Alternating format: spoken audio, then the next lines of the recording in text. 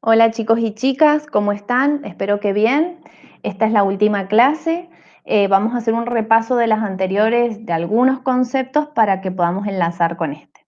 Hasta ahora habíamos visto que un gen que determina un carácter del fenotipo iba a tener dos posibilidades, ¿sí? Recuerden las letras A mayúscula y A minúscula, es decir, dominante o recesivo. Bien, más allá de que genotípicamente existiera en la heterocigota. Habían dos letras. Pero hay casos donde un gen tiene más de dos posibilidades de expresión. Si vamos a seguir con el tema de las letras, pensemos en que pueden haber A mayúsculas, A minúsculas, A cursiva, A negrita, ¿sí? Algo que quiero que entiendan y que no se confundan es que los seres humanos vamos a tener siempre dos letras para un gen, ¿sí? Es una forma de decir, no vayan a creer que esto realmente ocurre. Podemos tener una A mayúscula y una A negrita, una A mayúscula y una A minúscula, ¿sí? Pero en el espermatozoide y en el óvulo sigue viajando una sola letra. O sea, el ser humano tiene dos letras y una la recibió del padre y el otro de la madre. Sigue siendo así, más allá de que tenga varias posibilidades de expresión. ¿Lo comprenden? Bien. Ya vamos, cuando hablemos de grupo sanguíneo, vamos a esclarecer un poco el tema. Recuerden que la dominancia completa es cuando un alelo domina completamente al otro, incompleto es cuando no hay un alelo que domine a otro, y la codominancia es cuando ambos alelos se manifiestan en el heterocigota porque de los dos alelos dominan. El locus o loci es el lugar o la posición dentro del cromosoma que toma un gen. Bien, es la posición fija en un cromosoma que determina la posición de un gen. Los alelos múltiples, que es esto lo que yo vengo haciendo introducción antes para entrar a este tema, es cuando un gen tiene dos o más posibilidades de expresión. Y como les aclaré anteriormente, un individuo va a recibir o una forma de expresión del gen cuando es homocigota o dos cuando es heterocigota, ¿sí? Entonces, en estos casos vamos a tener una A mayúscula y una A negrita, una A mayúscula y una A minúscula, dos A minúsculas, dos A mayúsculas, dependiendo si es homocigota o heterocigota. ¿Bien? Pero digamos, un par de locus no puede ser ocupado por tres letras, no. Vamos a tener dos alelos, ya sean iguales o diferentes. Soy re repetitiva, pero es para que lo comprendan. Este es un caso típico, el caso típico es el de los grupos sanguíneos. Nosotros vamos a decir que en la membrana de los glóbulos rojos hay proteínas. Cuando hay proteína A, espera, puede haber proteína A, proteína B, proteína AB o ninguna de esas. Esas cuatro variantes van a dar cuatro fenotipos distintos, ¿sí?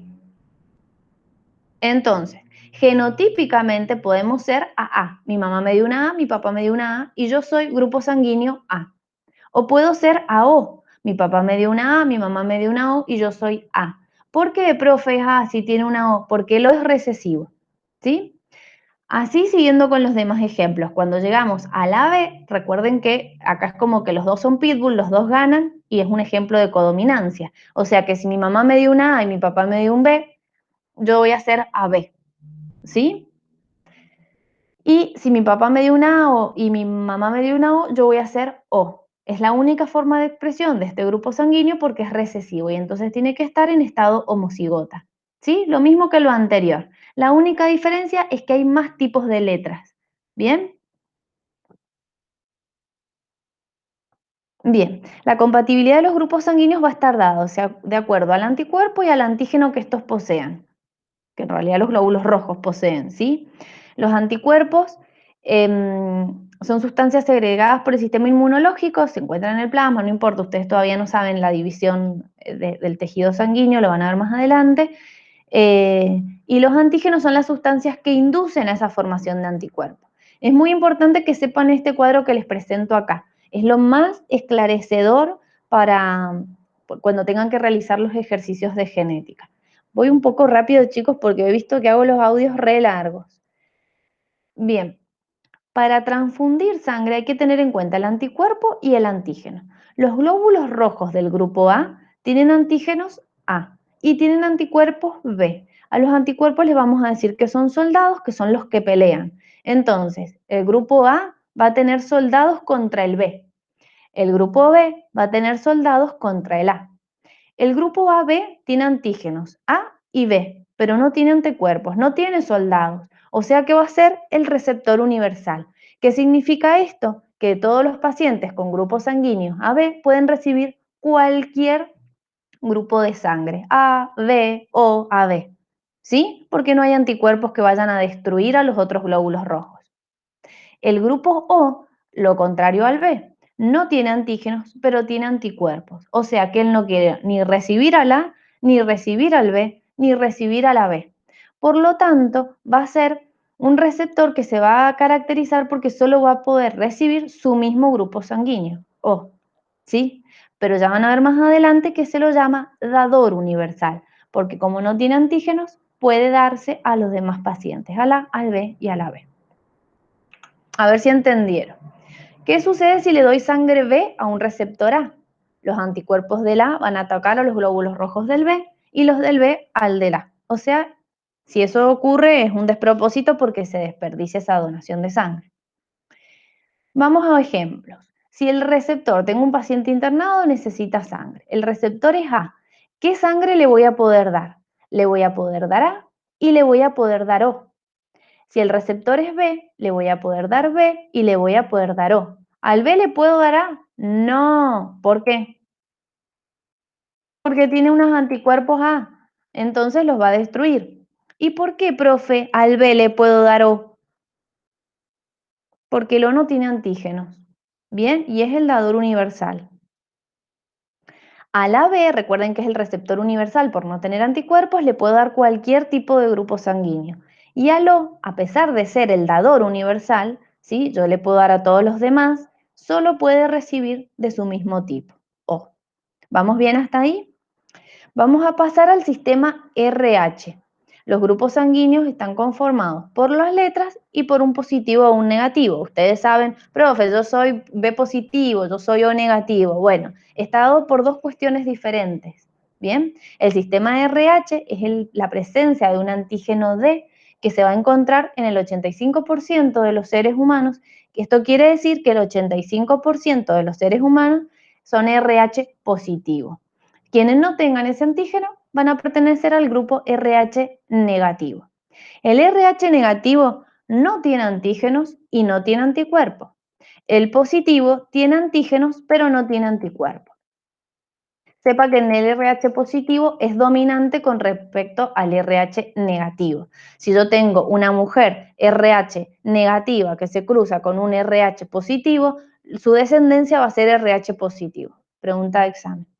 El receptor, si es positivo, va a poder recibir positivo y negativo porque no tiene antígenos. Pero si es negativo, solo va a poder recibir negativo. Bien, ya vamos a ver que el RH negativo va a generar anticuerpos.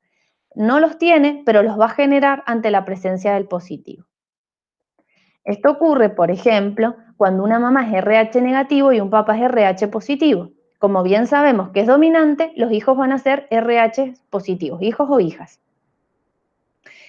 En el primer embarazo esto no va a generar problemas inmediatos, sino a largo plazo, ¿sí? Porque el RH positivo, cuando los glóbulos del hijo pasen a la madre durante el parto, se van a comportar como un antígeno y la van a sensibilizar para futuros embarazos, ¿sí? Es lo que yo les mencionaba recién, por eso es que no se puede donar RH positivo a pacientes RH negativos. La madre genera anticuerpos contra el RH positivo y en el próximo embarazo cuando los anticuerpos pasan al hijo por medio de la placenta, hay una destrucción de los glóbulos rojos que se la conoce como anemia hemolítica, hay una degradación de la hemoglobina, que la hemoglobina está contenida en los glóbulos rojos, tiene un núcleo de hierro y transporta el oxígeno, y va a generar formación de bilirrubina, que de no tratarse a tiempo empieza a afectar a centros nerviosos, ¿sí? Que se llama, por ejemplo, eso idiosia, perdón, esa patología. Bien, creo que con eso les iba a aclarar algo y me olvidé.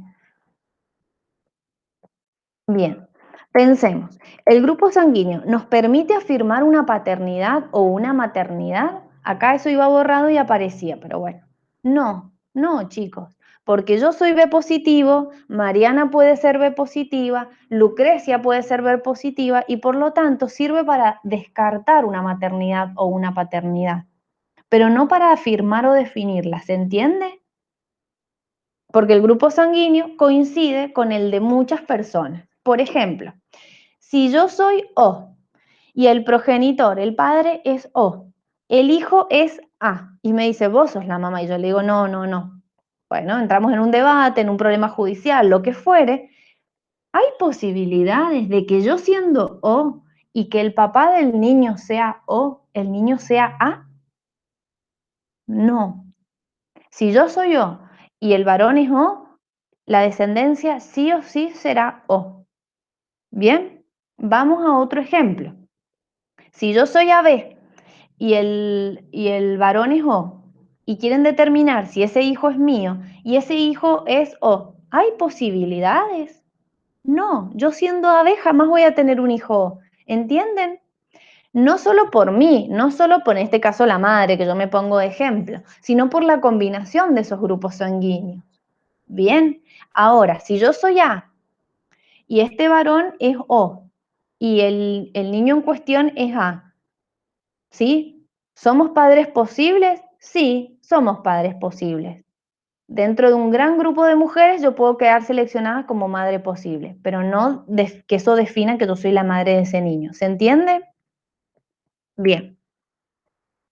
Puse el ejemplo de la madre porque la biología no da más de machista, chicas. Todo el tiempo habla de casarse, que el hombre no sé qué, que es una cuestión de locos. Bueno, hay que ir adaptando el lenguaje. Vamos a hablar de factores múltiples o herencia poligénica, que es cuando el fenotipo está determinado por varios pares de alelos. ¿Esto qué quiere decir? Que una determinada característica se va a producir y se va a ver en el fenotipo, pero dependiendo de la combinación de varios pares de alelos. ¿Qué queremos decir? A ver, voy a tratar de ser más directa. Que una característica va a estar determinada por dos letras, A y B. Antes decíamos, el cotiledón amarillo era A mayúscula, el cotiledón verde es A minúscula. Bien, una letra determina un carácter. Acá lo que quiero decir es que dos o más letras pueden determinar una característica. ¿Sí? Es el ejemplo del color de piel, de la estatura y la forma corporal. Dentro de la herencia poligénica vamos a ver genes complementarios y genes suplementarios. Los genes complementarios son cuando el rasgo normalidad solo se va a presentar si existe, y escuchen bien, por lo menos un dominante en cada par de alelos. ¿Sí? Tengo que tener, aunque sea una letra A y aunque sea una letra B mayúscula, para que esté el rasgo normalidad en el fenotipo. Bien, los dominantes se complementan para la expresión de un rasgo y es por eso que se llama genes complementarios. Profe, ¿y qué pasa si en ninguno de los pares tengo un dominante o hay ausencia de uno de ellos? Hay una enfermedad, ¿sí? Ahora vamos a detallar. Ustedes van a tener todo lo que es sistema auditivo a partir de la materia que viene y después hay 3 materias completas de esto en la carrera, pero a grandes rasgos vamos a decir que la audición está determinada por dos segmentos. El oído interno en adelante y del oído interno, miren, los vamos a marcar acá. ¿Ven acá? Yo creo que sí se ve el mouse. Desde aquí para allá, todo lo que es vía auditiva, inclusive el cerebro, va a ser la parte interna. Y desde esta línea para allá va a ser la parte externa. Bien, en el ser humano la audición está determinada por dos pares de alelos, por dos letras, A y B. No piensen que es letra, recuerden que esto es algo ejemplificador. El primer par va a determinar si el aparato auditivo externo está sano o no. Y el otro par, la otra letra, la B, va a determinar si la vía de conducción nerviosa o el oído interno está sano o no. ¿Bien? Entonces, para el aparato auditivo externo, en la parte externa del oído, vamos a tener una A mayúscula cuando esté sano y una A minúscula cuando esté afectado o enfermo. Para la parte interna vamos a tener una B mayúscula cuando la vía sea sana, una B minúscula cuando esté afectado o esté enfermo. Bien, hacemos la cruza de los puros. Esto ya lo habíamos hecho con el cuadro de Punnett, ¿se acuerdan? Obtenemos un individuo heterocigota para ambos rasgos. Vamos a hacer las cruzas y vamos a ir a la división de gametas que ya saben. Las colocamos en este cuadro, esta foto me la pasó una alumna, me encantó porque es bien clarita, se ve. El rasgo normalidad solo se presenta si existe por lo menos un dominante en cada par. ¿Recuerdan eso? Bien. Sacamos las gametas y las empezamos a combinar. Llenamos el cuadro de Punnett y vamos a ir a analizar. Teniendo en cuenta que los genes complementarios, que el rasgo normalidad se va a presentar si existe un dominante en cada par, esto quiere decir una letra mayúscula, vamos a ir analizando en forma aleatoria para que ustedes vean. Vamos a agarrar este caso, 2A mayúsculas, 2B mayúsculas.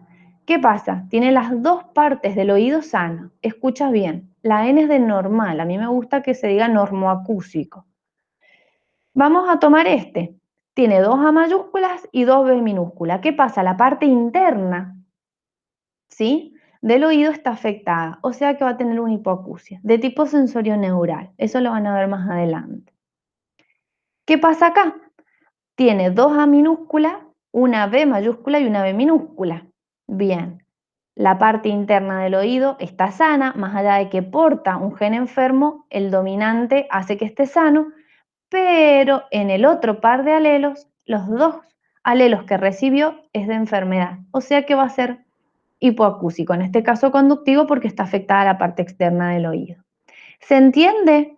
Para que sea normoacúsico tiene que haber una A mayúscula y una B minúscula. Si no, será hipoacúsico, sin importar qué tipo de hipoacusia tenga, si eso ya les parece muy avanzado. Bien, tengan en cuenta esto. El genotipo posible de la normoacusia son estos. Siempre hay una A o una B mayúscula. Perdón, siempre hay una A y una B mayúscula. Y los de hipoacusia son estos. Siempre hay un par de alelos que tienen una minúscula. Bien, vamos a pasar a la herencia poligénica, pero ya veníamos en este tema en genes suplementarios. ¿Recuerdan que yo les dije, la herencia poligénica va a tener genes suplementarios o genes complementarios? Bien, con respecto a los genes suplementarios, vamos a decir que el dominante de un par se va a manifestar esté o no el dominante del otro par, ¿sí? Vamos a también tener dos pares, A y B. A se va a manifestar esté o no una B dominante, pero B se va a poder manifestar siempre y cuando haya un dominante en el primer par, haya una A mayúscula. Bien, el primer par es independiente, el segundo no. Un ejemplo de esto es el color de piel y de pelo. El primer par permite o no la formación de un pigmento base para dar color, para que el B se exprese. El segundo par, que es el B, va a dar estas variantes de tono dentro del pigmento, pero siempre y cuando haya pigmento, si no, no va a haber posibilidad de expresión. Entonces, el B va a depender que el A esté presente, y para que el A esté presente tiene que haber una A mayúscula. A ver qué les he puesto acá. Si hay un dominante en el primer par, da la posibilidad de manifestación de los alelos del segundo. Si no hay dominante en el primer par, aparece un fenotipo alternativo, ¿sí? Que por ejemplo es el albinismo, ya lo vamos a mencionar anteriormente. Bien, vamos a un ejemplo para que lo tengan más en claro. El color de pelo de los cobayos es dominante, es el color negro, recesivo el pardo. Quiero ver si no me salté ninguna filmina. Bien. Entonces, hacemos la cruza de las gametas y obtenemos estos individuos. ¿Sí? Ya vamos a hacer ejercicios de estos, quédense tranquilos. Lo importante es que entiendan la teoría. Cuando combinamos las gametas, por ejemplo, acá vamos a tener dos A mayúsculas y dos B mayúsculas. ¿Qué me dice la B mayúscula? Decíamos, el primer par es independiente. El segundo, que es la B, no es independiente. Puede expresarse siempre y cuando haya una dominante, una mayúscula, perdón, un alelo dominante, ¿sí? Entonces, tomemos este caso. Tengo B mayúscula y B mayúscula. En el coado significaba que el pelo era negro. ¿Puede expresarse ese pelo negro? Miro a los alelos de adelante, sí. porque tiene pigmento, porque hay hay en este caso dos, pero con que uno estuviese está bien. Hay un alelo dominante que es una A mayúscula, listo, cobayo negro. Vamos acá, tenemos BB minúscula, ¿sí? ¿Qué va a hacer? ¿Cuál era el color recesivo de los cobayos? Pardo. ¿Va a poder expresarse? Miro para adelante. Sí, porque sí está el pigmento. Hay una A mayúscula. Perfecto, cobayo pardo. Vamos acá. Tengo dos B mayúsculas. Esto correspondería a pelo negro en el cobayo, que es el dominante. Miro para adelante. Uy, ¿qué pasó? No hay un dominante en el par anterior. ¿Puede expresarse la B si no hay un alelo dominante en el primer par, que es la A? No, porque no hay pigmento. En ese caso, es albino. ¿Sí? Entonces, este es el ejemplo bien claro. A es independiente de B, B es dependiente de A, B va a poder expresarse fenotípicamente siempre y cuando haya un alelo dominante en el par anterior, en el par independiente. ¿Sí? Si hay una A mayúscula, A es por decir que es el primer par. Si hay un alelo dominante en el primer par, sigo participando con las letras B. Si no, por falta de melanina, es albino, ¿sí? Sin importar si hay una B minúscula o una B mayúscula detrás de esa A minúscula. ¿Se entiende? Bien. Vamos a pasar a otro ejemplo o a otra transmisión de caracteres y demás. Y vamos a repasar un poquito qué eran los cromosomas homólogos. Recuerden que los cromosomas homólogos eran los que estaban en un mismo par, que codificaban para la misma característica, que uno lo habíamos heredado del ovario y del óvulo, perdón, y el otro del espermatozoide, pero la excepción acá va a ser el par sexual del varón. ¿Por qué? Porque X no es homólogo de Y. Ahí le falta una patita, le falta una porción de genes y en esa porción de genes hay algo que él no va a poder codificar, ¿sí? Vamos a tener porciones homólogas entre el X y el Y van a haber porciones no homólogas y porción faltante, que es esta patita que yo les hablo. Entonces, a nivel fenotípico se va a expresar lo que determine X, ¿sí? Porque esa información Y no la tiene. Es importante que tengan en cuenta que el par sexual, además de determinar el sexo del individuo, codifica otras características. Una vez hecha esa introducción, vamos a hablar de herencia ligada al sexo. La herencia ligada al sexo es la herencia de caracteres que se van a encontrar determinados por genes que están localizados en el par 23, en los cromosomas sexuales. Hablando del par 23 de los seres humanos, ¿sí? Pero hay un segmento en el que X da información y no porque le falta esa partecita. ¿Bien? A eso lo vamos a llamar hemicigota porque el carácter está determinado solo por un alelo. Este es el ejemplo típico de la miopía, de la hemofilia y del daltonismo. Bien, el ejemplo que yo les coloco acá dice, el gen que codifica para ver todas las gamas de color está ubicado en la región no homóloga del X, o sea, la región que le falta al Y, que es la región faltante, porque hay regiones no homólogas entre sí también. Bien, en el daltonismo vamos a decir, yo les puse D, pero acá lo vamos a modificar. Vamos a decir que cuando el cromosoma aparezca sin esa rayita, va a estar sano. Pero si aparece con esta rayita, va a estar enfermo. ¿Bien?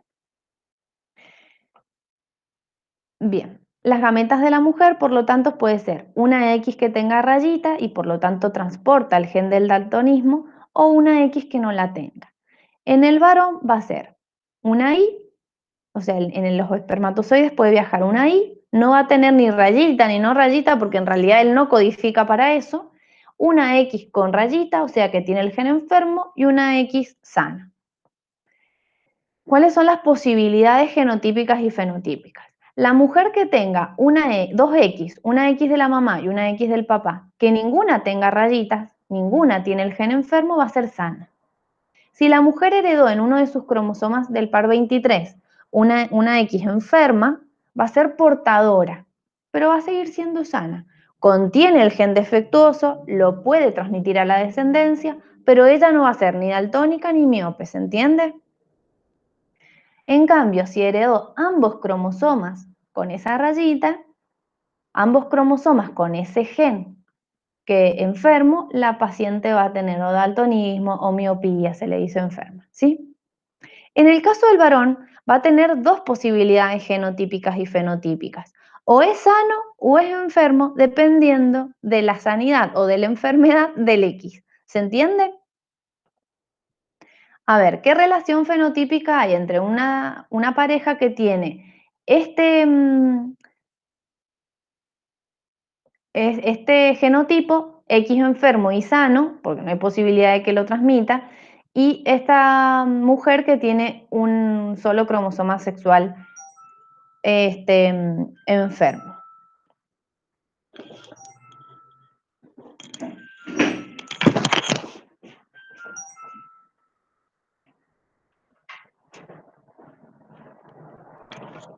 Bien, me sonaba el teléfono, les pido disculpas.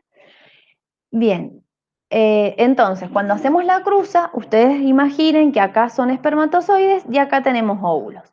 Si este espermatozoide fecunda este óvulo, voy a tener a este hijo. Si este espermatozoide fecunda este óvulo, voy a tener este otro. Ahora, si en el espermatozoide viajado está ahí y fecunda a este X enfermo, voy a tener este. Y si no, si fecunda al X sano, voy a tener esta. Y eso es lo que quiero que me respondan en el examen.